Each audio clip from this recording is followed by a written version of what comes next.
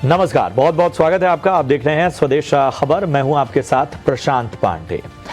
दर्द जब हद से गुजरता है तो गा लेते हैं, एक गीत है, लेकिन गाने से दर्द दूर ना हुआ तो पेन किलर खा लेते हैं। जी हाँ, दर्द असहनीय यानी कि आप जिसको सह ना सकते हो वो हो या ना हो, यानी कि आप जिसे सह सकते हैं वैसा दर्द हो या असहनीय हो, पेन किलर्स की आदत सेहत चौपट करती जा रही है।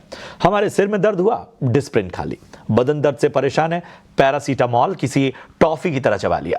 दर्द दांत का हो या पेट का, कई बार तो बिना डॉक्टर की सलाह के खुद डॉक्टर बन दर्द से फौरन राहत के लिए पेन किलर्स लेने में हम दूसरी बार सोचते तक नहीं। यही वजह है कि पेन किलर्स पूरी दुनिया में सबसे ज्यादा इस्तेमाल होने वाली ओवर द काउंटर दवाओं में से एक हो चुकी है। आज इसी के बढ़ते इस्तेमाल और इसके साइड इफेक्ट्स पर करेंगे खास चर्चा।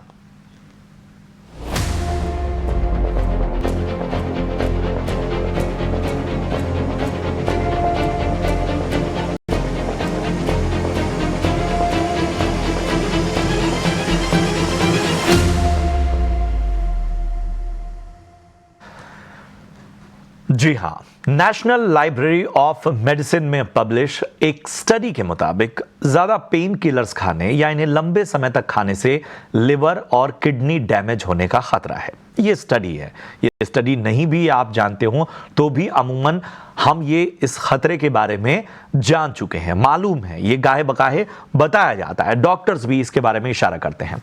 बावजूद इसके लोग ठीक उसी तरह इसका धड़ल्ले से इस्तेमाल करते हैं जैसे कोई तंबाकू खाने वाला पैकेट पर लिखी हुई चेतावनी को नजरअंदाज करके इसकी लत लगा लेता है।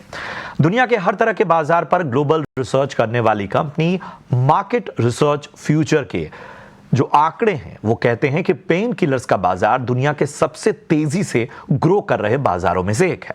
बीते कुछ सालों में इनकी मांग जितनी तेजी से बढ़ी है उसके आधार पर यह अनुमान लगाया जा रहा है कि इनका बाजार साल 2024 से 2032 के बीच 7.25% के कंपाउंडिंग ग्रोथ से आगे बढ़ सकता है।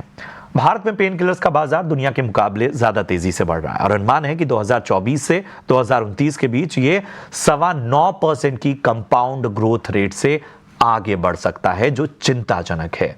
ये रिसर्च बताती है कि दुनिया के किसी कोने में लोग हों, पेन किलर्स वो बड़े आराम से लेते हैं इसके साइड इफेक्ट्स को नजरअंदाज करते हुए। आज इसी पर जरा हम चर्चा करेंगे। ऐसा नहीं है कि पेन किलर्स इतना बड़ा खतरा है, जरा हम समझेंगे, जरा इसे डिकोड करेंगे। और हमारे साथ आज चर्चा में शामिल हो रही हैं डॉक्टर स्वाति माहेश्वरी, जानी मानी सीनियर फिजिशियन है। डॉक्टर स्वाति, बहुत बहुत स्वागत आपका। और एक ऐसी चर्चा जो शायद बड़ी आवश्यक इसलिए भी है क्योंकि मैं अमूमन बहुत से ऐसे लोगों को जानता हूं, शायद अपने परिवार में भी कुछ लोगों को देखता हूं कि दर्द, जैसे मैंने कहा कि थोड़ा दर्द सह लीजिए, लेकिन लोग थोड़ा सर में दर्द हुआ नहीं, तुरंत दर्द की दवा ले ली, कहीं शरीर के किसी हिस्से में परेशानी हुई नहीं कि दर्द की दवा ले ली। तो हमें जरा बताइए कि इसके फैक्ट्स और मिथ्स क्या क्या हैं डॉक्टर्स के नजरिए से। बिल्कुल, आपने एकदम ठीक कहा प्रशांत जी, और बहुत अच्छा मुद्दा आपने उठाया है क्योंकि ये हर घर की कहानी है, हर व्यक्ति की कहानी है। मैं बोलूंगी कि जब भी दर्द होता है हम उसको बहुत संजीदगी से नहीं लेते हैं। हम बहुत आसानी से एक दवा जो है मुंह में डाल लेते हैं और सोचते हैं कि इससे हमारा दर्द अब ठीक हो जाएगा। इसके पीछे कई कारण भी हैं। देखिए, एक over the counter pain killers बहुत आसानी से मिलते हैं, तो लोगों के पास ये बहुत इजीली अवेलेबल है। दूसरा, लोग छुट्टियां नहीं लेना चाहते या अपने काम से दूर नहीं होना चाहते और इसलिए भी लोग ये लेते हैं। और तीसरा, एक मन में भावना रहती है कि दर्द ही तो है, तो इसके लिए किसी डॉक्टर से क्या संपर्क करना है, ये तो हम आसानी से खुद खा सकते हैं। और लोग एक दूसरे को भी पेन किलर्स बहुत आसानी से सजेस्ट करते हैं कि ये हमें अच्छा लगता है तो तुम भी ये खाओ। लेकिन हमें कुछ बातें इसकी बहुत जरूरी समझनी चाहिए। एक तरह तरह के पेन किलर्स होते हैं और इसलिए हर पेन किलर के अपने साइड इफेक्ट्स हैं, उनका अपना मैकेनिज्म ऑफ एक्शन है कि कौन से दर्द के लिए कौन सा पेन किलर अच्छा रहेगा। ये डॉक्टर्स को पता होता है और लोग जो है इस बातों को नहीं जानते हैं। वही देखिए, ये भी होता है कि हम जब ये पेन किलर्स लेते हैं, एक हमें इनकी सही मात्रा नहीं पता होती है, कितने इंटरवल पे हमें रिपीट करना चाहिए, ये अमूमन तौर पे लोगों को नहीं पता होता है। तीसरी बात ये है कि ये जो पेन किलर्स हैं, इसमें से कुछ ऐसे पेन किलर्स हैं जो अगर आपने खाली पेट खाए या आपको पहले से अगर पेट की समस्याएँ वगैरह रहती है, तो ये आपको अल्सर कर सकता है पेट में और इससे आपको उससे ब्लीडिंग वगैरह भी हो सकती है। वहीं कुछ पेन किलर्स ऐसे हैं जो हमारे लिवर के द्वारा डिटॉक्स होते हैं, यानी कि हमारा लिवर उन्हें प्रोसेस करता है, खास तौर से जैसे पैरासिटामॉल है, जो कि बहुत आसानी से लोग लेते हैं। तो कई लोगों को पैरासिटामॉल ज़्यादा लेने की वजह से लिवर में प्रॉब्लम शुरू हो जाते हैं, यहाँ तक कि लिवर फेलियर भी इन दवाइयों की वजह से देखा गया है। वहीं अमूमन तौर पे जो ज़्यादातर पेन किलर्स हैं, वो हमारी किडनी उनको फ़िल्टर करके शरीर से बाहर निकालती है। इसलिए अगर आप बहुत ज़्यादा पेन किलर्स का बेवजह सेवन कर रहे हैं या आप प्रिकॉशंस का ध्यान नहीं रख रहे हैं, तो आपकी किडनी ओवरलोडेड हो जाती है और ये देखा गया है कि किडनी की समस्याएँ ऐसे लोगों को सामने आने लगती हैं और किडनी फेलियर तक भी पेन किलर्स जो है लेकर के जाते हैं। वहीं कुछ ऐसे पेन किलर्स भी हैं जिन्हें हम ओपियोइड पेन किलर्स बोलते हैं, जो कि अमूमन तौर पे अगर आप देखेंगे तो डॉक्टर्स उन्हें सर्जरी के बाद या बहुत ज़्यादा सीवियर इंजरी के बाद या फ्रैक्चर के बाद इस तरह से इस्तेमाल करते हैं। लेकिन क्योंकि ये भी लोगों को उपलब्ध हो जाते हैं, इसलिए लोग इनको भी लेना शुरू कर देते हैं, छोटी-मोटी चीज़ों के लिए लेना शुरू कर देते हैं और ये ऐसे पेन किलर्स हैं जो कि कॉन्स्टिपेशन करते हैं, वहीं आपका मेंटल क्लॉगिंग करते हैं, यानी कि जो आपका मेंटल अलर्ट लेवल है, उसको भी ये प्रभावित करते हैं और ये ऐसी दवाइयाँ हैं जिनकी हमें आदत लग जाती है, यानी कि अगर आप इनको नहीं खाएँगे तो आपको विथड्रॉल सिम्पटम्स होंगे, आपको एक तरह से इसकी तलब होगी, जैसे हम और चीज़ों के लिए बोलते हैं, शराब के लिए बोलते हैं, सिगरेट के लिए बोलते हैं, ये भी इसी तरह के पेन किलर्स होते हैं जिनका एडिक्शन हो जाता है और अगर नहीं खाएँ तो आपको दिक्कतें होनी शुरू हो जाती हैं।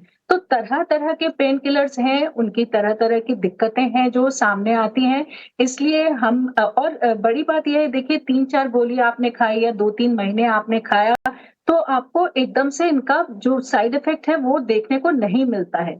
ये लॉन्ग टर्म इफ़ेक्ट में ज़्यादा असर करती हैं और इसीलिए लोग सोचते हैं कि ये सेफ हैं, इससे हमें कोई नुकसान नहीं हो रहा है, जबकि शरीर के अंदर ये आपके नुकसान कर रही हैं और आपको उसका एहसास नहीं है और जब आपको कुछ बड़ी तकलीफ सामने आती है, तब एहसास होता है कि हम ये गलत कर रहे थे या हम पेन किलर्स बेवजह खा रहे थे या गलत तरीके से खा रहे थे, जिसकी वजह से हमें ये समस्या हुई। देखिए, आर्थराइटिस की वजह से अगर हम बात करें या मांसपेशियों का दर्द है, या बहुत सारे लोगों को हेडेक की समस्या रहती है, बैक पेन रहता है, तो ये बहुत सारी ऐसी चीज़ें हैं जिनको हम बहुत कैजुअली लेते हैं। हम ये नहीं जानना चाहते कि इसका मूल कारण क्या है, किस वजह से हमें दर्द हो रहा है या हमें कौन-सी दवा इसके लिए लेनी चाहिए। हम बस बेवजह पेन किलर्स खाना शुरू कर देते हैं। डॉक्टर स्वाति, एक चीज़ और मैं समझना चाहूँगा कि किन-किन स्थितियों में मतलब हमको ये भी मानना होगा कि कई बार ख़ास तौर पे अगर मैं निजी अनुभव की बात करूँ, तो कई बार दाँत का स्पेशली जो दर्द होता है, वो ऐसा असहनीय हो जाता है कि उसमें आपको शायद उसे शांत करने के लिए पेन किलर्स का इस्तेमाल करना ही करना है। कई बार कुछ चोटें ऐसी होती हैं, एक्सीडेंट होते हैं, कई बार ऐसी आपको इंजरीज़ हो जाती हैं जहाँ पर तो ऐसी सूरत में पेन किलर्स जाहिर सी बात है डॉक्टर के निर्देश के अनुसार ही आदमी लेगा। लेकिन कौन-कौन सी ऐसी स्थितियां हैं जहां पर अवॉइड करनी चाहिए, दर्द को सह लेना चाहिए और फिर ऐसी सूरत में दर्द को शांत करने के लिए फिर हमारे पास विकल्प क्या है? देखिए प्रशांत जी, जितनी भी एक्यूट प्रॉब्लम्स हैं, वहाँ तो आपको पेन किलर लेना ही पड़ेगा। किसी को चोट लगी है, फ्रैक्चर हुआ है, सर्जरी हुई है, अचानक से कोई दर्द उठाया है, बहुत ज़्यादा माइग्रेन हो रहा है, दाँत में दर्द है जैसे आपने कहा, ये स्थितियाँ ऐसी हैं जिनके लिए पेन किलर्स बनाए गए हैं। असली में पेन किलर्स इन्हीं चीज़ों के लिए बने हैं, तो ऐसी स्थिति में पेन किलर हमें लेना होगा। आपकी बात सही है कि हमें सही पेन किलर का चयन करना ज़रूरी है। लेकिन ज़्यादातर जो क्रॉनिक पेन है या वहाँ हम देखते हैं कि इनका अब्यूज़ बहुत ज़्यादा होता है। जैसे डॉक्टर्स ये बोलते हैं कि भई आप 1 महीने के लिए ये पेन किलर्स लीजिए या 15 दिन के लिए लीजिए, लेकिन साथ में एक्सरसाइज़ करिए, फिज़ियोथेरेपी करिए या और तरह-तरह की चीज़ें आपको बताई जाती हैं कि ये प्रयास करिए जिससे आपको पेन किलर से निजात मिले और आप धीरे-धीरे रिकवरी के मोड पे जाएँ या आपका जो क्रॉनिक पेन है वो इससे ठीक हो जाए।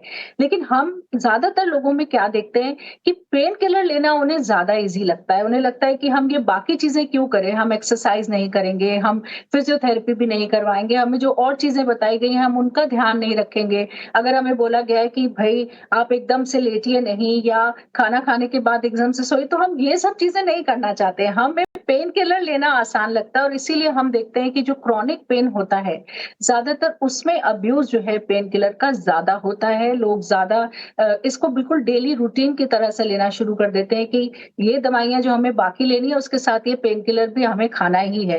और कई बार लोग सुबह-शाम तक खाना शुरू कर देते हैं, तो ये एक बहुत खतरनाक ट्रेंड है, जिसके प्रति आपको सजग होने की ज़रूरत है। दूसरा, ये दवाइयाँ टॉलरेंस करती हैं, यानी कि अगर आपको पहले 1 पेन किलर से 1 गोली से फ़ायदा हो रहा था, तो धीरे-धीरे समय के साथ आपको 2 गोलियों की ज़रूरत पड़ने लगती है, फिर 3 की पड़ने लगती है।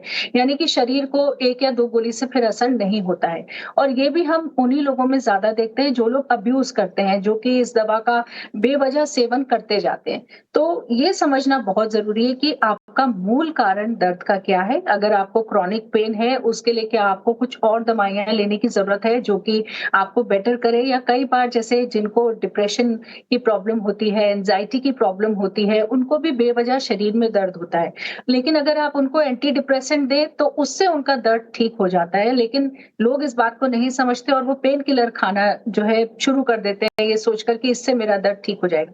तो मूल कारण जानना बहुत ज़्यादा ज़रूरी है। अगर किसी को भी लंबे समय तक दर्द रह रहा है या उनका रूटीन डिस्टर्ब हो रहा है या जो डेली एक्टिविटीज़ करते हैं वो नहीं कर पा रहे हैं, तो प्लीज़ डॉक्टर से संपर्क करिए, अपना कारण जानिए और उसके हिसाब से जो आपको स्टेप्स उठाने की ज़रूरत है वो करिए। लेकिन पेन किलर्स पर अपनी डिपेंडेंसी नहीं रखिए। देखिए, जिनको टर्मिनल इलनेस होती है, कैंसर है या इस तरह की बीमारियाँ हैं जिनका बहुत ज़्यादा इलाज नहीं हो सकता और जिनमें पेन भी बहुत सीवियर होता है, वहाँ पर पेन किलर्स का लंबे समय तक जो है यूज़ किया जाता है और वहाँ पर भी डॉक्टर्स बहुत सारी और चीज़ों का ध्यान रखते हैं जब आपको वाकई लंबे समय डॉक्टर के लिए स्वाति, पेन आपने किलर्स बहुत दिए जाते इंपॉर्टेंट हैं। बात की और इसी से जुड़ा सवाल है। माइग्रेन का जो पेन है उससे भी बहुत सारे लोग जूझते हैं और आजकल तो लाइफस्टाइल और बाकी चीज़ें हो गई हैं। तो हमें बताइए कि वहाँ पर जो मेडिकेशंस होते हैं, किन बातों का खास तौर पे ख्याल रखना चाहिए और साथ ही जाहिर सी बात है वो एक पेन ऐसा है जिसको हमको कहना होगा कि ऐसी डिग्री का होता है जहाँ पर लोग एकदम असहनीय हो जाता है उनके लिए और कई और भी चीज़ें होती हैं। तो ऐसे में किस तरह की एहतियात रखने चाहिए, क्योंकि हम देखते हैं कई बार लोगों को कोई प्रिस्क्राइब मेडिसिन दे दी गई खासतौर पे माइग्रेन जैसे भी समस्या में, तो वो बड़े लंबे समय तक उसी की आदत में रहते हैं।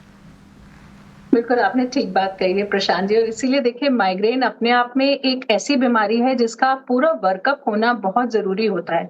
देखिए, बहुत सारे ट्रिगर फैक्टर्स होते हैं अगर हम माइग्रेन की बात करें, कुछ लोगों को धूप में निकलने से होता है, भूखे पेट रहने से होता है, बहुत ज़्यादा जो है कभी-कभी ऐसे फूड आइटम्स होते हैं जैसे किसी ने मशरूम खाया या एग खाया तो उसके बाद आपको माइग्रेन हो गया। तो ये बहुत सारे ऐसे ट्रिगर फैक्टर्स होते हैं। कुछ लोगों को पीरियड्स के दौरान महिलाओं को पेन होता है। तो ये ट्रिगर फैक्टर्स आपके लिए जानना बहुत ज़रूरी है कि आपके क्या ट्रिगर फैक्टर्स हैं, किसकी वजह से आपको माइग्रेन होता है। तो देखिए, अगर जैसे किसी को भूख की वजह से माइग्रेन होता है, तो वो अगर भूखे पेट नहीं रहे, कुछ ना कुछ बीच में खाएँ, तो उनके माइग्रेन की फ्रीक्वेंसी जो है वो कम हो जाती है। दूसरा, माइग्रेन का अटैक कम करने की भी दवाइयाँ आती हैं, यानी कि अगर किसी को महीने में 7-8 बार हो रहा है, तो वो दवाइयाँ देने से 1 बार, 2 बार, इस तरह से धीरे-धीरे उसकी फ्रीक्वेंसी कम हो जाती है। तो ये दवाइयों के बारे में भी आपको जानकारी होनी चाहिए, आपको डॉक्टर से संपर्क करना चाहिए। तीसरी बात है जहाँ तक दर्द की, देखिए माइग्रेन होगा तो दर्द की गोली तो आपको लेनी ही होगी, लेकिन अक्सर लोग क्या करते हैं कि 2-3 घंटे के बाद ही दोबारा से दूसरी पेन किलर ले लेते हैं या सुनी-सुनाई पेन किलर्स लेना शुरू कर देते हैं कि किसी को इससे फ़ायदा हुआ तो उसने सजेस्ट किया और आपने भी लेना शुरू कर दिया। तो ये नहीं करें। आप ये जानें कि क्यों आपका माइग्रेन है, क्या ट्रिगर फैक्टर्स हैं और आपको कौन-सा पेन किलर्स लेना चाहिए क्योंकि इसके तरह-तरह के पेन किलर्स आते हैं। केवल सिंपल पेन किलर्स नहीं आते हैं, कुछ में कैफ़ीन भी होता है क्योंकि देखिए कई लोगों को कॉफ़ी है पीने से आराम मिलता है, कि कुछ को डार्क मर्ज चॉकलेट से जैसा आराम हो, मिलता है। जैसी आपकी समस्या हो वैसा इलाज हो। और मैं एकदम जो निचोड़ है इस पूरी चर्चा का वो बता देता हूं। निचोड़ यही है कि कोई दर्द अगर आप सह सकते हैं, कोई दर्द अगर आपको ऐसा नहीं है कि असहनीय नहीं हो रहा है और वो ऐसा नहीं है कि वो किसी तरह की समस्या को बढ़ा रहा है जो आपको बहुत ज़्यादा परेशान कर रहा है, तो बेहतर है कि आप पेन किलर्स लेने से बचें या उसकी आदत पालने से बचें और वो आपके पूरे शरीर के लिए बेहतर होगा। और हम यही चाहेंगे कि लोग थोड़ा इसको एक सामान्य मेडिसिन समझकर किसी भी बात पे ले ना लें। घर में पड़ी हुई कोई मेडिसिन लोग खा लेते हैं, पैरासीटामॉल तो ऐसी हो गई है कि बात बात में लोग खाते हैं। शुक्रिया करेंगे आपका डॉक्टर स्वाति, अच्छी चर्चा रही। इस तरह की चर्चाओं में आगे भी हम आपको आमंत्रित करते रहेंगे। फिलहाल इस चर्चा में आने के लिए बहुत बहुत शुक्रिया। यहाँ रुकेंगे एक छोटे से ब्रेक के लिए, फौरन हाजिर होते हैं।